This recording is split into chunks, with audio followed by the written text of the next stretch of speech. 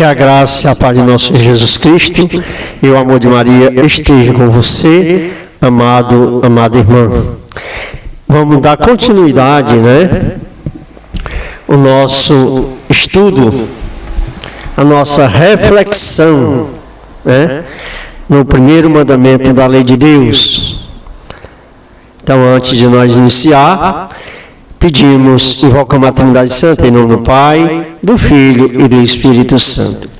Pedimos ao Espírito Santo que venha conceder sabedoria, entendimento.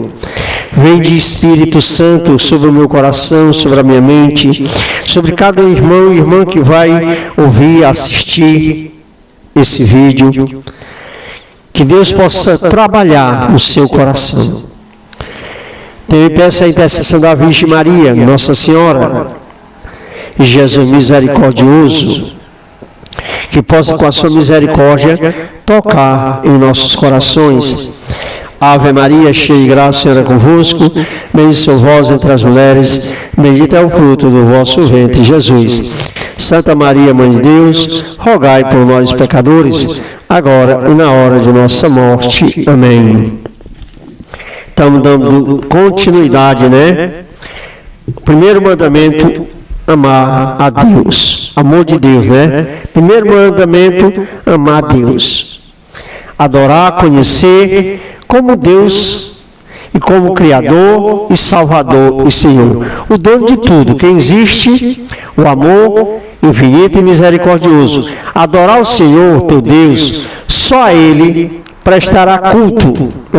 Primeiro mandamento nos pede para que nós o adoremos, para que nós glorificamos o Senhor, só a Ele, como diz lá em Deuteronômio 6:13. Disse-lhe: adorarás o Senhor teu Deus e só a Ele prestará culto. Adorar Deus, adorar o Senhor com todo o nosso coração, com toda a nossa alma, com todo o nosso entendimento. Então, isso pede no primeiro mandamento. No Catecismo da Igreja 20:97 diz: adorar a Deus no respeito, na submissão absoluta, reconhecer na luta da criatura que não existe senão ser por Deus. Adorar a Deus é como Maria, no Magnífico, louvá-lo, exaltá-lo, humilhar-se a si mesmo, confessando com gratidão que ele fez grandes coisas e que seu nome é santo. Adorar a Deus é único libertar o homem e fechar em si mesmo da escravidão. Libertar o homem de si, fechar-se a si mesmo da escravidão do pecado e da idolatria do mundo. Lá em Lucas, Magnífica, Lucas 1, 57, 47, 57 em diante, vai dizer: minha alma glorifica o Senhor, meu espírito exulta de alegria em Deus, meu Salvador, porque olhou para a sua pobre serva, e por isso desde agora me proclamarão bem-aventurada todas as gerações, porque realizou em mim maravilha aquele que é poderoso, cujo nome é santo. Então, esse louvor que nasce da alma, essa adoração que nasce do coração inflamado de amor por Jesus Cristo. Então, o primeiro mandamento pede que nós devemos o adorá-lo. Às vezes as pessoas confundem veneração com adoração. E nós devemos entender, venerar, respeitar, amar é uma coisa. Adorar, a gente adora a Deus, Você sabe que você adora a Deus. As suas imagens que você tem na sua casa, você tem veneração, admira aquele santo, gosta daquele santo, o que ele foi, o que ele fez, por Jesus Cristo e em Jesus Cristo, ofertou a sua vida. Então, esse exemplo, aquilo que Jesus disse, Jesus vai dizer claramente: sede santo porque o Pai do céu é santo, lá em Levítico. né? E a santidade requer de nós uma grande transformação, uma grande mudança. Viver o mandamento da lei de Deus, principalmente o primeiro mandamento, é, acima de tudo, viver uma busca de santidade constante na nossa vida. Porque sem essa busca de santidade, nós não atingiremos o objetivo que Deus quer para mim e para a sua vida. Dando continuidade. A promessa e votos. Em nossa vida religiosa, fazemos muitas promessas e votos, né? Sabemos que é promessa. E as promessas devem ser cumpridas. E o voto também. A Deus, especialmente no sacramento do batismo e da crisma e no matrimônio. Nós fizemos um voto, né? No matrimônio, ser fiel na alegria, na tristeza, na doença, até que a morte nos separe, amando e respeitando. Na vida religiosa, a pobreza, a obediência, é feito esse voto, e castidade, né? No sacramento da crisma também a gente se compromete, assumindo o compromisso de Cristo. Pela graça do santo batismo, eu confirmo, né? Agora com a minha idade madura, no entendimento, de assumir verdadeiramente a missão de Jesus Cristo na sua igreja. Então, fizemos esses votos, colocamos essas promessas, esses votos, diante de tantas outras coisas. Deus, prometer a Deus, este é aquele ato, a oração, a esmola, a peregrinação. É importante que haja fidelidade na promessa feita a Deus. É importante que eu seja fiel na promessa que eu estou fazendo a Deus. Senhor, a gente faz uma promessa e quebra a promessa, deixa de cumprir a promessa. Uma vez eu ouvia de um padre, um homem, ele dizia: nunca faça uma promessa que você é incapaz de cumprir. Faça uma promessa que você realmente é capaz de cumprir ela.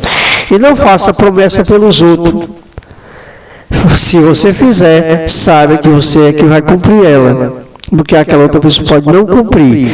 E se ela não cumprir, aí você cumpre por ela.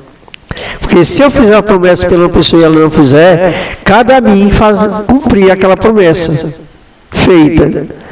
Se é uma viagem, se é uma peregrinação, se é uma oração, se é um ato de caridade, é qualquer coisa. Se eu fizer aquela promessa e aquela pessoa não cumprir, eu tenho a obrigação de cumprir por ele. E dando continuidade, ele vai dizer: amar para com Deus fiel não deve prometer a Deus do que não se pode cumprir. Eu não posso prometer uma coisa a Deus se eu não puder cumprir ela. Aquilo que eu partilhei, né? Devemos cumprir com a promessa feita a Deus. O voto e a promessa deliberada, livre de um bem possível, melhor feita a Deus, deve ser cumprida. O título da virtude da religião, né? O voto é um ato de devoção na qual o cristão se consagra a Deus e promete uma obra boa. Pelo cumprimento do voto, o homem a Deus lhe prometeu. O ato dos apóstolos mostra São Paulo preocupado em cumprir o voto que fez, lá em Atos dos Apóstolos 18. Antes, porém, cortar o cabelo era porque terminaria em voto. Temos aqui 4 homens. Você vê que lá em São Paulo ele fez um voto. E outra pessoa cortou o cabelo por São Paulo, cumprindo aquele voto que São Paulo fez, né? Então, o primeiro mandamento, meus irmãos, além de amar, colocar Deus em primeiro lugar, cumprir-se diante de Deus aquilo que você compromete pela graça do batismo. pela graça do sacramento, né? Não ferir, não quebrar. É fácil, não é? Dizer que é fácil seria até, mas pela graça de Deus a gente consegue, sabendo que é difícil, que é uma luta constante. Mas Deus, na sua graça, com a graça do Espírito Santo, com a vida de oração e a vida sacramental, a gente consegue, pela graça de Deus, não pelos méritos nossos, que nós não temos méritos. Tudo é graça de Deus. Pela graça de Deus, pela vida de oração, pela vida sacramental, Deus vai dando força a cada dia de a gente vivenciar e viver o amor. Né? Vivenciar o primeiro amor de Deus em nossas vidas. Buscar. Sabemos que talvez não cumprimos como deve ser, mas buscar. A cada dia, eu quero viver esse mandamento. Eu quero amar Deus acima de tudo. Eu quero colocar Deus no centro da minha vida. Eu quero colocar Deus no primeiro lugar da minha história, da minha existência, dos meus pensamentos, do meu olhar, do meu ouvido, do meu falar. Né? Colocar Deus. E demais, o amor de Deus exige que buscamos uma verdadeira verdade religiosa. Uma verdade, a verdade religiosa em nós, não mais uma falsa ilusão em nós, né? Porque, como eu já disse na parte anterior, na primeira parte, que quando a gente pergunta quem ama a Deus, todo mundo diz que ama a Deus, mas realmente você ama do fundo do teu coração, com a tua alma, com todas as tuas forças, com todo o teu entendimento, né? Se a gente for analisar, aí a gente pergunta, como é que está a tua Eucaristia? Como é que está a tua vida sacramental? Como é que está a tua vida de oração? Como é que está a leitura da palavra de Deus? Como é que está a tua busca de Eucaristia na missa? Você vai ver que a gente começa a ter falhas. E grandes falhas. Né? Todo homem está obrigado a procurar a verdade, sobretudo naquilo que diz a respeito de Deus, sua igreja, e depois conhecê-la, abraçá-la e praticar. Todos nós somos obrigados, né? Todo homem é obrigado a procurar a verdade sobre tudo naquilo que diz a respeito de Deus e da sua igreja.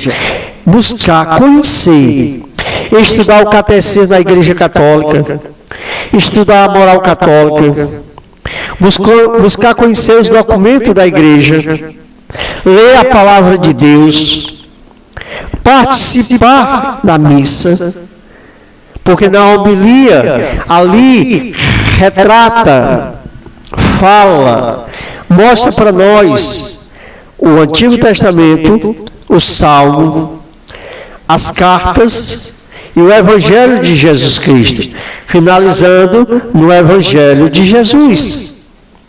Né? Primeiramente, a primeira leitura relata o Antigo Testamento, o povo de Deus que caminha. Em seguida, se é da leitura, a primeira leitura, em seguida vem o Salmo, né? E após uma leitura do Novo Testamento, das cartas de São Paulo, né? Das cartas, principalmente chamadas Cartas Paulinas, e depois é proclamado o Evangelho pelo padre ou pelo diácono. Então ali você está ouvindo, você está aprendendo o que está trazendo a leitura, o que o pároco, o celebrante, na homilia, ele vai colocar para a gente, vai nos ensinar, nos orientar. E aí a gente vai aprendendo também. Né? Toda religião são boas? Se fosse isso, a verdade de Jesus não precisava ter vindo ao mundo e fundar a igreja, deixando ela o evangelho da salvação. Os padres da igreja foram unânimes, deu para pronunciar a palavra correta, mas quer dizer que foi todos em um só objetivo, unânimes, em afirmar que fora da igreja não há salvação. Sem querer dizer com isto que Deus não possa salvar aqueles que, sem culpa, não conheceram a igreja e não o evangelho. Então ele diz, fora da igreja não há salvação, mas diz, sem querer dizer que Deus pode salvar aqueles que não, sem conhecer, sem culpa, que não conhecem, nunca ouviram falar de Deus, nunca teve ninguém para evangelizar, para falar do evangelho da salvação, o evangelho de Jesus Cristo. Então essa pessoa, ela não tem consciência se ela está fazendo certo ou se está fazendo errado em relação à fé e à doutrina. É diferente de uma pessoa que conhece a doutrina, conhece a palavra de Deus, conhece, caminha na igreja, caminha dentro dos grupos, aí é diferente. Olha o que diz a palavra de Deus. Deus vai cobrar muito mais de mim que conhece daqueles que não conhecem. Então você que conhece a palavra de Deus, você que conhece o evangelho de Jesus Cristo, que lê a Bíblia e faz as coisas erradas, é omisso, finge as leis da igreja e as leis humanas também, é desonesto, não busca honestidade, tem tantas outras coisas que eu poderia colocar aqui. Então saiba que você está cometendo um grande pecado, um grande erro. É diferente daquele que nunca conheceu, nunca sabe, nunca ouviu falar. É diferente. Então ele vai dizer que fora não há salvação. Imagine, né? Mas ele quer dizer que para aqueles que nunca conheceram o evangelho, nunca foi anunciada a palavra de Deus, da igreja, para eles há possível a salvação para eles também. A salvação atinge esse povo. A misericórdia de Deus vai de encontro a eles. Olha o que diz, acho que é nas cartas, não sei se é Pedro, que vai dizer lá numa carta, que a porca volta, após lavada, volta o lamaçal. A pessoa que cai, após conhecer a verdade de Deus, é pior do que uma porca que é lavada e depois volta a se lamear novamente. Porque o estrago é grande. Quantas pessoas ouviram aquela pessoa anunciar a boa nova, pregar o evangelho radicalmente, né? Mostrando para as pessoas que é importante a conversão, e quando a gente cai, né, dá um deslize grande. Quantas pessoas não ficam decepcionadas? Né? Às vezes eu peço perdão a Deus pelas minhas omissões, pelas vezes que eu talvez tenha deixado alguém, né, sem o devido entendimento que deveria ter, em respeito de Deus, do amor de Deus, da sua misericórdia. Às vezes eu peço perdão a Deus pelas vezes que eu não tive paciência para ouvir e escutar aquela pessoa que queria partilhar, conversar. Dando continuidade, né? Então, fere o primeiro mandamento, a superstição fere o primeiro mandamento da lei de Deus. Olha, a superstição, a idolatria, a adivinhação, a magia, são Deus que a pessoa busca, um Deus do prazer. Não é o Deus que deu a vida para nos salvar. busca outros deuses. Você conhece porque Saul morreu? Está lá em Crônica. Porque procurou um necromante, um adivinho. Está lá. Né? Então, a gente, olha, é triste. Às vezes a pessoa lê a palavra de Deus, mas é tanto cheio de superstição, supersticioso com tudo. Né? A superstição quer colocar, dizer para mim, que eu não estou acreditando de verdade naquilo que Deus fala. Se Deus está comigo, quem será contra mim? Então, se eu acredito em Deus, não importa o que o outro possa fazer, o que não importa se é uma escada, se é um gato preto, se é uma coisa, não importa isso. Deus é o Deus poderoso, é o Deus altíssimo, é o Deus que deu a vida para nos salvar, o nosso libertador, é o nosso salvador. É o Deus que fez Moisés atravessar o Mar Vermelho, que caminhou sobre as águas, que foi de encontro a Pedro no barco. Jesus foi esse Deus que caminha sobre as águas, que transformou os pães e os peixes para mais de 5.000 pessoas. Esse Deus que tem que acreditar, o Deus onipresente, onisciente e onipotente. Aí acredito em Deus, coloco Deus, mas no mesmo instante estou desacreditando, porque eu estou acreditando em superstições, colocando amuleto para usar, batendo na madeira quando diz uma palavra que acha que aquilo é supersticiosa. Cadê o Deus que você confia? Cadê o Deus que você se comprometeu a se colocar em primeiro lugar na sua vida? Por isso que o catecismo da igreja vai dizer: a superstição é um desvio do ensinamento religioso, das práticas que ela impõe.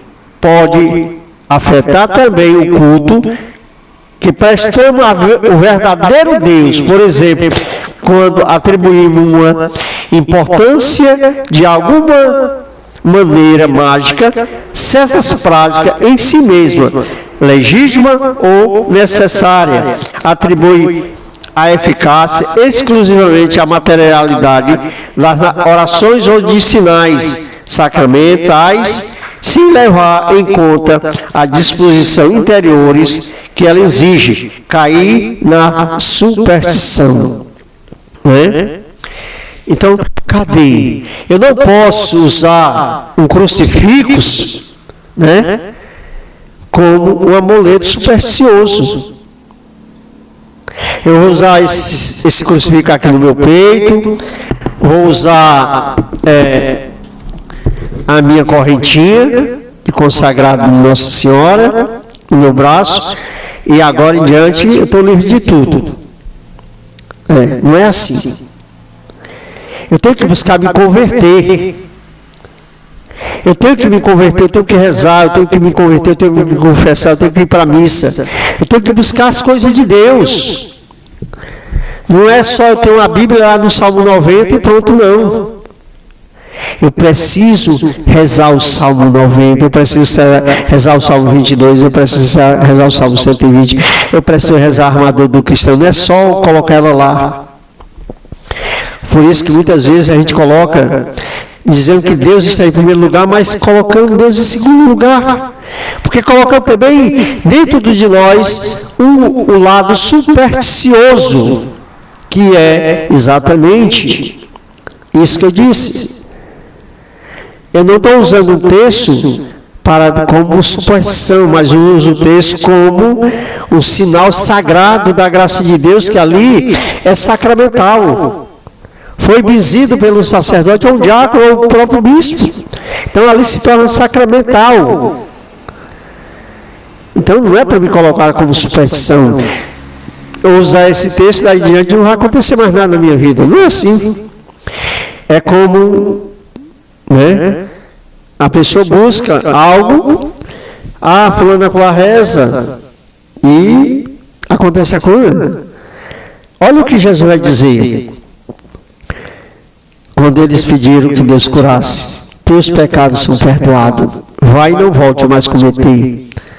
Diz com a Madalena, o cego Bartimeu, teus pecados são perdoados.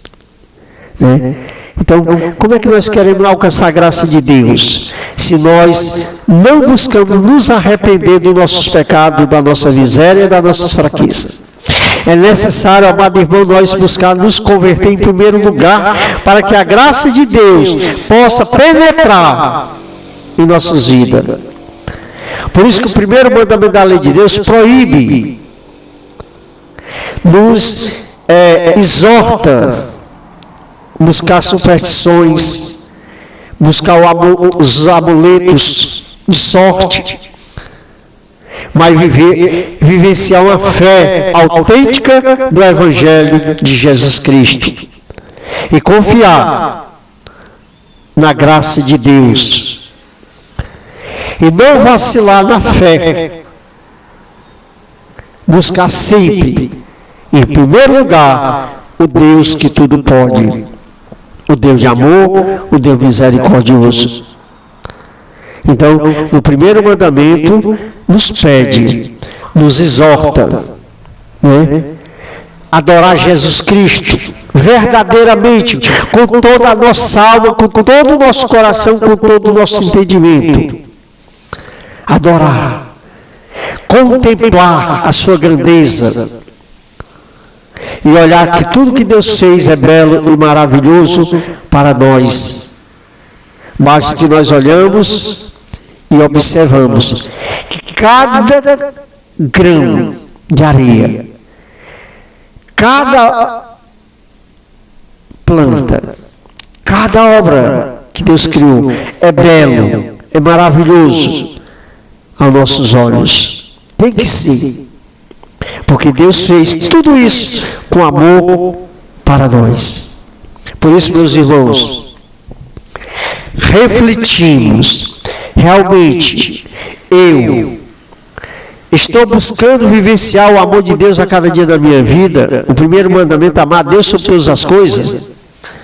E aí entra, amar Deus sobre todas as coisas, Jesus complementa. E o próximo como a ti mesmo. Como é que está o nosso amor aos nossos irmãos, aos nossos vizinhos, às pessoas que convivem conosco? Nós estamos conseguindo perdoar? E tiro por mim, quando eu me zango com uma pessoa, chateio com uma pessoa, eu vou rezar por aquela pessoa até conseguir perdoá-la, conseguir olhar nos olhos da pessoa e falar com ela naturalmente. Porque aquela história dizia assim, eu perdoei, mas ele na casa dele, eu na minha. Você não perdoou ninguém. O perdão leva ao encontro da pessoa. E só a gente consegue perdoar quando começa a rezar. Porque quando começa a rezar, começa também a amar. E o amor leva ao perdão. O ódio leva à destruição. Por isso que muitas vezes as pessoas não conseguem olhar para o outro, a pessoa. O coração fica acelerado, porque não conseguiu perdoar. Por isso Jesus vai dizer, amar Deus em primeiro lugar, e o próximo como a ti mesmo. Amar. É fácil amar aquele que te fere, que te machuca? Não é. É dolorido? É. Mas consegue através da oração, da vivência de oração. Rezando por você, pela sua cura, e pelo irmão que está ferido. Aí você consegue olhar nos olhos da pessoa e não sentir mais nada por ela. Nenhum ressentimento, nada. Porque Deus cura o coração. Porque Deus restaura aquela alma e dá dignidade, da paz. Peço a você que compartilhe, deixe o teu like, faça o seu comentário, é importante demais para o canal. Que Deus te abençoe. Pedimos a Nossa Senhora que interceda por nós, por esse momento de graça e bênção. Ave Maria, cheia de graça, Senhora é convosco, bendita sois vós entre as mulheres, bendito é o fruto do vosso ventre, Jesus. Santa Maria, Mãe de Deus, rogai por nós, pecadores, agora e na hora de nossa morte. Amém. Está aqui nas minhas mãos, né? 3 sacramental. A cruz, a medalha de São Bento e a medalha de Nossa Senhora das Graças. Pela intercessão de Nossa Senhora das Graças de São Bento, derrame sobre nós as bênçãos do céu. Em nome do Pai, do Filho e do Espírito Santo. Amém. Que Deus te abençoe, amado irmão, amada irmã, grandiosamente. Paz e bem, compartilha e deixa o teu like. Um forte abraço.